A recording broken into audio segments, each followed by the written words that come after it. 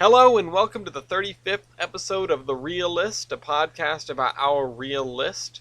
I'm your host Ellis. And I'm your host Gloria. And today we have a selection from me. This is the Labyrinth, made in 1986. This is a musical fantasy directed by Jim Henson. For those of you who don't know who Jim Henson is, He's the puppet guy. Yes, also the founder of the Muppets. Yep. And this was directed by Jim Henson. Screenplay was done by Terry Jones. Story is done by Dennis Lee and Jim Henson. Produced by Eric Rattray. Yikes. Starring David Bowie and Jennifer Connelly. That's the only two people in this. The only two actors in this movie. I mean, okay, they're calm like yourself the only. down. They're the okay, fine. I'll get this out of the way right now. I think that like 1990s Jennifer Connelly is the sexiest person like that's ever existed. But specifically that short window, and this is not within that window. No, she was 12 in this movie. No, she was 14. 14. 14 playing a 16-year-old, which is kind of interesting that it's that way and not the other way around. Like usually you have older actors playing younger characters. Yeah. But maybe that's just sort of the average based on Nickelodeon specials with 20-year-olds playing high schoolers. Yeah. But yeah, this is.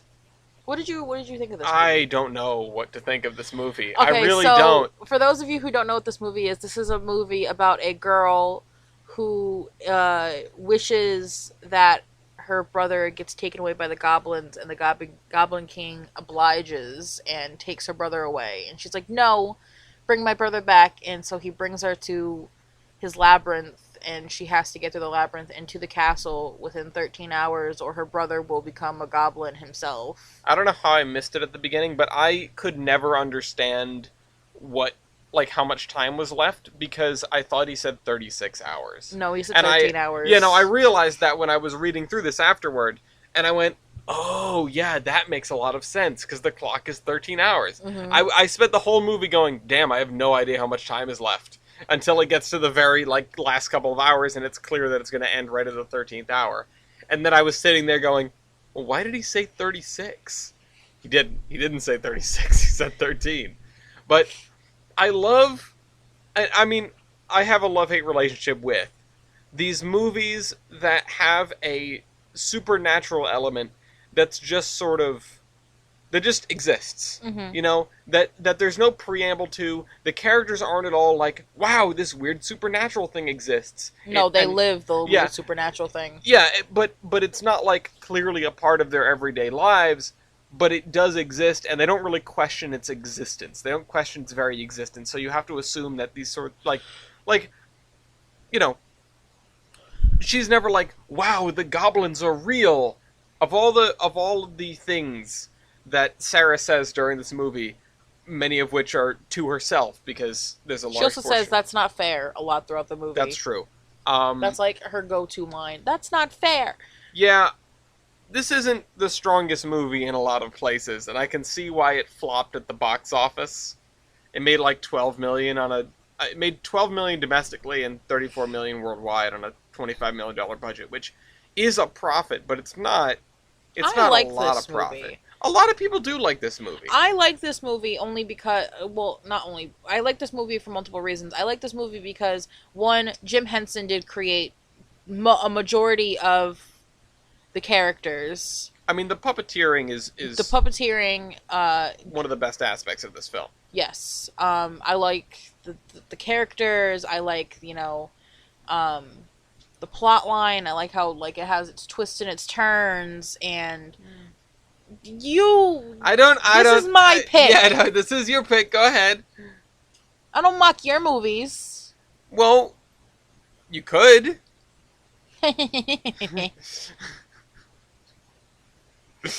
You were saying? And there's a lot of memes. There's actually a meme that came from this movie with the worm. In fairness, a movie generating memes doesn't mean it's good. You know what? But Kiss my ass. I was going through this, and I was sort of wondering who it's written for. because I guess it's, it strikes me as geared towards an adolescent audience. They feel like they would be the most accepting of this movie, given that the protagonist is a 14-year-old girl. Which it alternately, I felt like, oh, nailed that, versus that's a little rough around the edges for acting and writing, for Sarah's character. It's, towards the end, it's sort of, the parallels to Wizard of Oz struck me when they're all, all four of them are together. If you look in her room, when in the opening scene, you have the stair shot from the end of the movie. Yep. You have the Wizard of Oz. Yep, the book is right there. Yep, she has all the books, and then she had the Labyrinth itself as like a ball game. Yeah. In the beginning of the movie, when you first see her room. Oh, it's a blink and you'll miss it thing. Yeah, that is there. And then, what is it? She had the doll, the little music box, that's dressed as her. Right. From the scene with the bubble. I think, does that show up, like, before she's dressed up as it? Or before, yes, before. Okay. You can see it when it does the pan of her room, and she's in the first, like, introduction to her house and her family and her brother.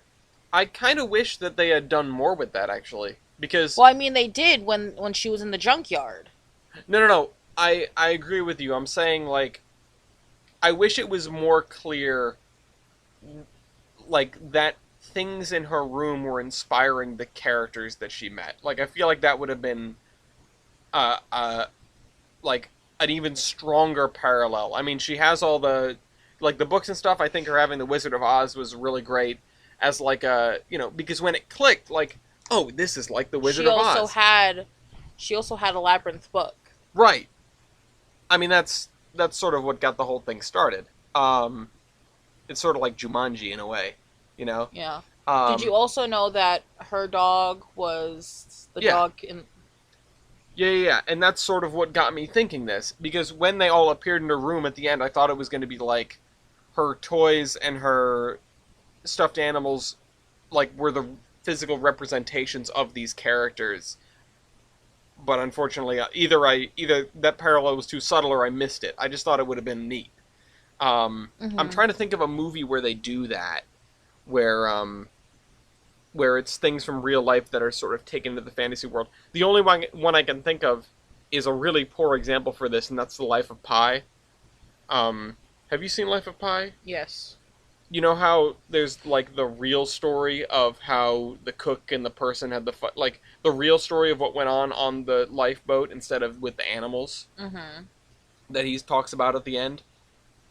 That's the only parallel I can think of right now. Where it's like, that is the real things that were happening in real life versus the story that we see on screen, which is the translated fantasy version of it. Well, and it's made clear that this is not, like, her having a dream. It's not her imagining stuff. It's she's placed in this situation and has to deal with it, and does, by the end of it, have character growth, which is what you would hope for in a movie like this. I was worried that wasn't going to happen. And I don't know, it is a neat, weird movie. I love this movie. You know, I mean, it's your opinion, obviously, but my opinion is never going to change. I'm not trying to change your opinion. I want to know, like, when did you first watch this movie? Oh God, when did I first watch this movie? I want to say it wasn't too long ago, actually, when I saw this. Really? For the first time? For the first time, I think I saw this on Netflix for, like, the first time. I want to say about, like, maybe 5 years ago. Okay. And it just clicked with you. I know you're a fan of Jim Henson. Yes, I love the Muppet movies. I love, anything created by Jim Henson. Actually, there was a show on Sci-Fi where it was like the Jim Henson creature create-off or whatever. Yeah, that's true. Yeah, I remember seeing about that. They only did one season, which I'm kind of upset about because I was, like, waiting for season 2 to come out, and I was like, it never came out. I was like, did it really flop that bad? I liked it. I thought that it was cool that they are, having to do to deal with what all the creators do for Jim Henson Creature Shop Challenge. Keep talking. Keep talking. I'm just trying to find it. and I loved that they did all everything that Jim Henson had to do, you know, all like all the puppeteering and everything, and it was like, this is great. I mean, that sounds. I remember seeing about it and thinking, "Wow, that's really cool." I remember seeing the advertisements for it, the trailers for it, and they did the Purple People Eater song to it, and it was great. I loved that they did that. They threw everything together. Apparently, the show did really well. It's a shame that they didn't do more of it because they said it was. The series averaged 1.12 million viewers, excluding DVR viewing. So, Sci-Fi's highest-rated Tuesday night reality premiere ever among women 25 to 54, which is really interesting that that's the Jim Henson cross-section. But, yeah, it apparently Believe me, every Tuesday night I was watching this show. Yeah. Every Tuesday night. And I watched the live finale, too, and I also voted. That's kind of cool. I've never participated in any of the live shows like this. Like you know the show Face Off that was on Sci-Fi? Yeah, I don't know. We're just mentioning it in here. I don't even know if it's still on the air, but I don't even know if it's still on air. No. It aired from 2011 to 2018, but I remember seeing commercials for this galore while one of the Stargate series was airing. I watched this. And I watched Jim Henson. Mm-hmm. I watched these two shows like nobody's business. Like I for Face Off, I did the same thing. I watched through every season, voted for the live finale, watched the live finale. Even if I couldn't watch it, I had somebody record it for me. So I would say VHS tape. I would say I was very dedicated to learning the arts of creature making and prosthetics. Well, don't be doing that around here, okay? I don't want to get scared. I mean, you already wake up next to me, so... Wow. Let's talk about the movie. Anyway. Is there any questions you want to ask me? Or do you have any... Ask you. I don't feel like I have noticed anything in this movie that you haven't. Is there anything that you want to ask me? Did you notice in the scene where they were in the Goblin City, and they panned in on the building with the spider coming down? Did you see the string on the spider? No, I didn't. Yeah, there was a string holding the spider. I was like, either they're trying to make it as a web, or that's what they're using to control the spider. I assume it's supposed to be as a web. I didn't see the spider at all. I must have missed that. I did want to say that there is a lot that goes into a fanciful movie like this, and it's very cool. Like, it's a very pretty movie. You know, the special effects are a little dated. You were like, everything's so sparkly, and I was like, well, David Bowie is the antagonist. Yeah. I knew David Bowie was in this. I did not expect David Bowie to be the antagonist. I knew very little about this movie going in. I also didn't know who David Bowie was until this movie. You didn't know who David Bowie was until 5 years ago? Yeah. Damn. Alright. Should watch some other films with David Bowie in it. I thought that David Bowie was only primarily a singer. I didn't know he was also an actor. But I mean, I guess, por qué no los dos? Yeah. I mean, he can do both. He is the better actor of the two in this movie. In fairness to Jennifer Connelly, she's 16, but... I mean, David Bowie did do a lot of primarily singing throughout this entire movie as well. And it was good. Which, I sort of take an issue with the musical numbers in this film, because they sort of feel like a drop everything and have a singing and dancing moment, and they don't further the plot at all. No. Like, no. In some cases, they dramatically hamper it. You would say David Bowie makes a terrible Goblin King. I would say that he made a pretty good Goblin King. Well, he made a good Goblin King, but honestly, this movie just falls apart in the writing. To me, that's all my criticisms draw back to. Like, the acting. That's it. We gotta do a Labyrinth remake. Apparently, there's something coming. Some sort of spiritual successor. I saw that in here somewhere. But, point is, yeah, most of the issues in this movie are just that What are it's you talking not... about this? Yeah. Sequel was in development. Oh, only 6 years ago.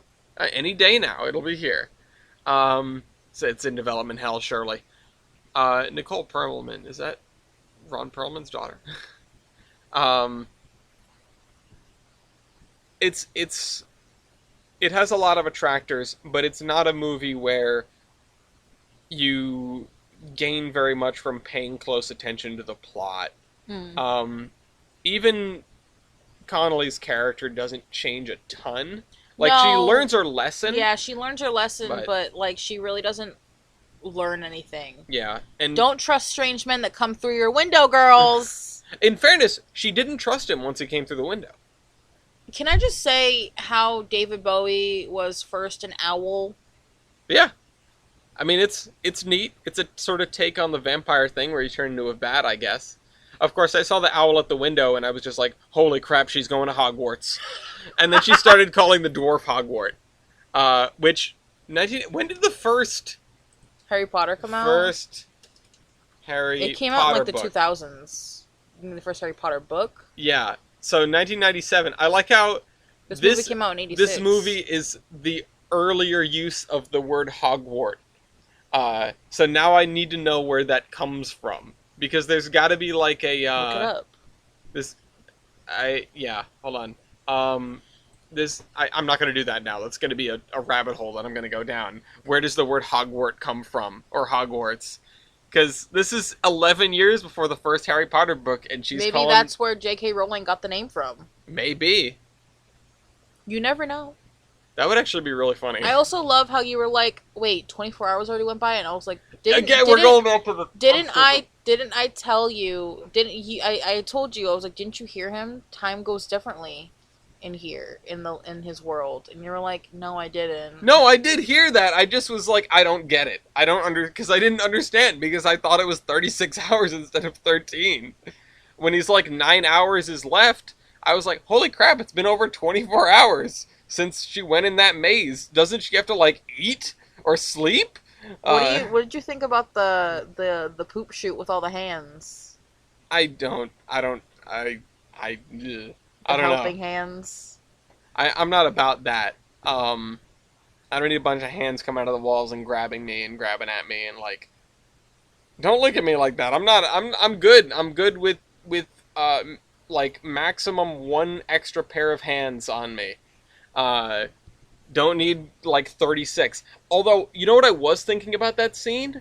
Holy crap, this is a lot of work to get all the people to stand there and put their hands through the thing, because you know that was like 90% practical effects. You knew that was all people. Like, yeah. A majority of these costumes / puppets are controlled by majority people. Yeah, I mean, there's very little CG in the movie. If you can call it that for 1986. Except with whatever the slug? No, not the slug. Slug had some CG. No, he didn't. Yeah, the bit that he was oh wait, sorry, it's not really CG, it's just very clever cutting of the frame. Yeah. But the brick that he was sitting on was like a cutout, so it was sort of like a primitive green screen sort of aspect. Where she was in the forest or whatever with those what are you, like the firebirds, the ones that were taking their heads off. Yeah.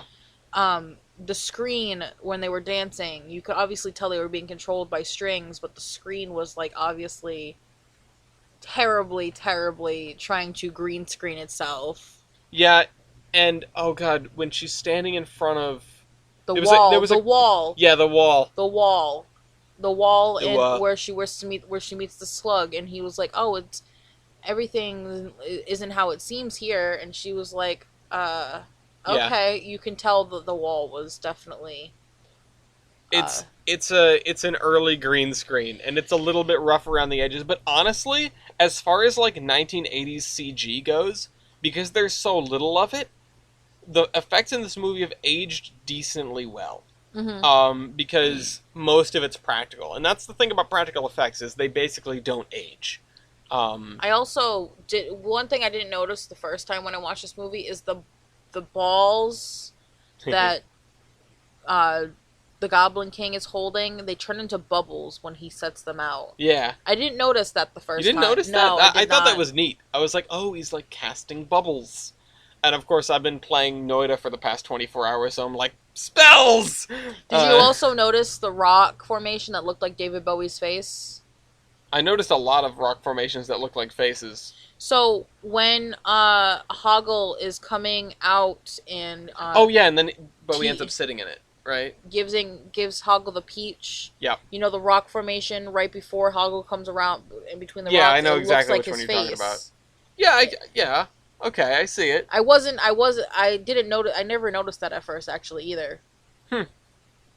Yeah, there's a lot in this movie. There really is a lot of this movie, and I really wish it was better. I wish that the the characters were as up to par They should as remake the this world movie. is. I think they should remake this movie. I feel like if they did, they'd get a decent return on it, or at least they I could feel if like- it's done well. I feel like with the way that CGI and editing is now today, I feel like they could make this movie way better. Yeah, unfortunately, Way better. Hoggle will be replaced by Dwayne the Rock Johnson. Well, Jim Henson has been passed for like years now. Yes. But his son Brian Henson, if you're listening to this, which I highly doubt, Someone send this to Brian Henson. Tweet at Brian Henson. make Labyrinth 2. Don't do that.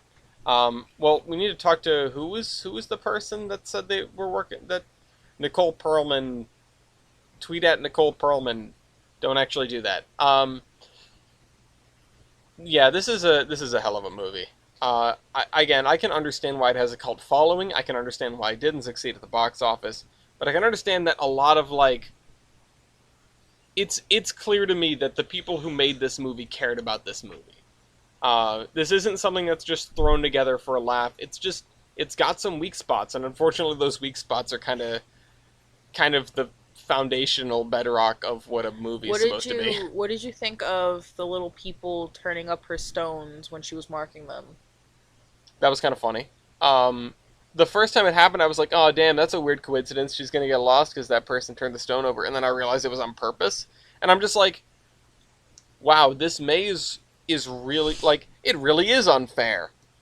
It is genuinely a maze that hates you. And I think all the different things that the maze does to screw you over was very entertaining. Mm-hmm. Here's the thing. Because this is a thought that I was mulling over. I wish movies like this took inspiration from video games in how they reveal and use the mechanics.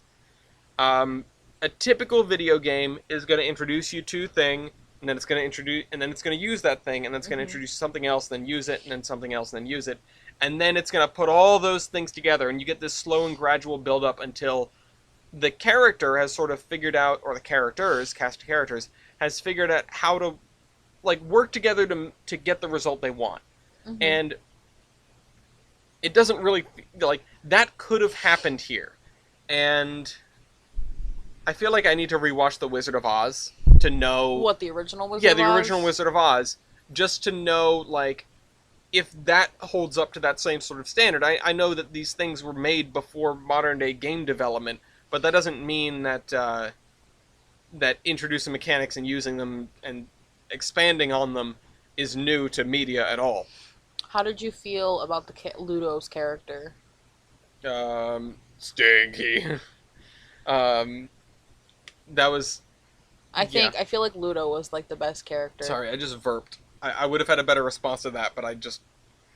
Yeah. Oops.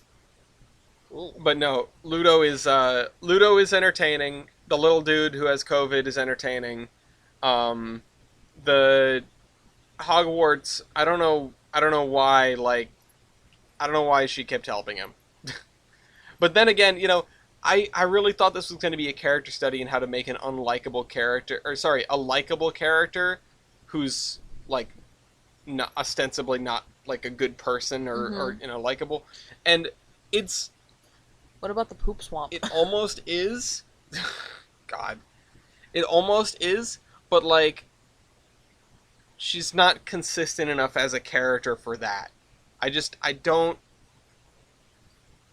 It's just the idea of who Sarah is just not fully formed. It seems like to me. I don't know why.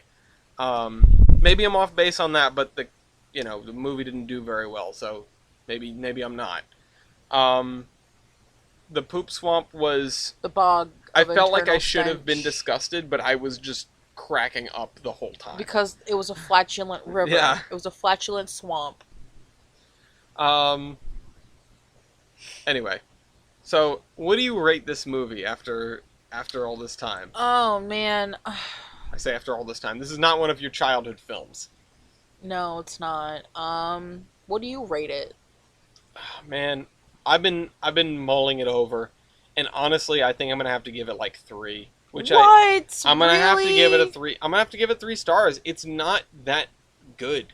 Like, it's a shame because it is a really like intriguing concept, and the puppetry is, supreme.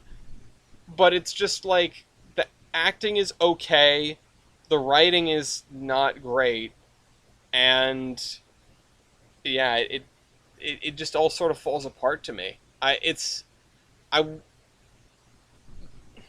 It's weird to say this, but I don't dislike it. I would probably watch it again, but I can't say that it's like a good movie. And even at points, I'm not sure if it's. A lot of the time I'll come out of movies and say, well, that wasn't good, but at least it was entertaining. Like, at least I was like Pacific Rim, right? Pacific Rim is actually kind of a cut above for those kinds of movies, but it's like you can come in that and say like, well, it's not like a good movie. It doesn't like evoke emotional response from you, but it's really entertaining. This movie is like 15 minutes too long. I don't know. It just it just there are moments in there where it's funny or like, and obviously it does make me care about the characters and her quest, but I don't know. It just doesn't grab me because it's just not a cohesive piece. I give it a 4. You gonna give it a 4? Yeah, because it's a part of me. It's a movie I picked. Just because I picked it, I mean, I do like it. I think it's a great one. I think that this movie aged okay. I think it aged pretty well for what I it think is. it aged very well, and Jim Henson will always have a piece of my heart because like he pushes out such great characters. Great, yeah. Wait until you see his other movie, the Dark What Crystal. other movie? Oh, that's okay. Yeah, because we got them in a 2 movie pack. I was like, Mhm. I've never heard of Dark Crystal. Like, I know the Labyrinth because David Bowie in the Labyrinth is apparently a heartthrob for a lot of people. Oh yeah. But I had never heard of Dark Crystal, and you're just yeah. like, is that on the list? Can we buy this? So yeah, then we came home with DVDs. But anyway, next up is I think let me just check the date. Yeah, so a week from today, hopefully. I feel like I should just buy these tickets, and you can sort of see if you can switch your shift if you end up getting screwed. Yeah. We can But do that. we're going to see Howl's Moving Castle in theaters. If not, we have it on DVD. If not, we have it on DVD. But I want to buy the tickets because it's only one showtime. Okay, then buy the tickets. I know. I'm sorry. I'm not being emphatic because I'm going against you. I'm being emphatic I'm just because saying. I'm putting emphasis on the fact that there is only one opportunity. We have one shot, one opportunity. Seriously, it's kind of neat that it's coming back to theaters. I know. I I was very surprised to see that though. Yeah, there's some sort of event around it. And anyway, yeah, so we'll hopefully be going to see that. And If not, what is your next pick? Do you have another option? no, if we don't get to see it, we'll just watch it at home. If we don't get to see it in theaters, we'll watch it at home. Okay. I've been sitting on that one. I wanted to watch that last week, and then we heard about this, and So Yeah. we watch something else. so we watched Stargate so we could get a move on the series, which we Yeah. finally made it through the Children of the Gods. Children of the Gods. I with was upset Pluto that there was TV no. fighting us. I was upset because you said that there was nudity and I didn't get to see no tits. I'm sure I can find that scene. I definitely have never looked it up on my own before.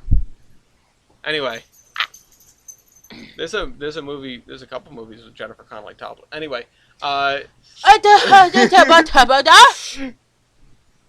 we'll see you next week. Don't forget to like, comment, and subscribe. Bless you, Lafayette. Bye. Bye.